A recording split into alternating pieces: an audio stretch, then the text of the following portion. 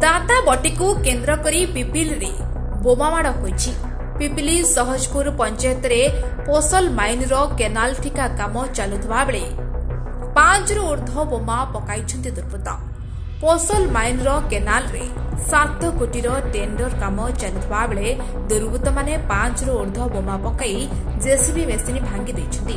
एही केनाल ठिका काम रे नियोजित थिबा श्रमिकक कैंप उपरकू लक्ष्य करी लगातार भाबे बोमामाड़ होइतबा कार्यरत सुपरभाइजर मंगुली जेना कहिसन्ति। एडी काली रात प्रोब्लेम हवारू काम करने को भय लगुच कहीं आम एत बहुत दूर सम्बलपुर आसी कम करुचु रात बम फुटला गाड़ी फाड़ी भांगी देले मतलब भय लगुच। केते लोक 3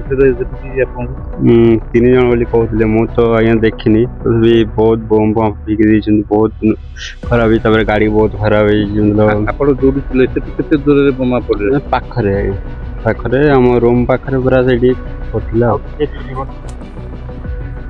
पिपिलू Manoranjan Mohapatra report Metro TV Odisha.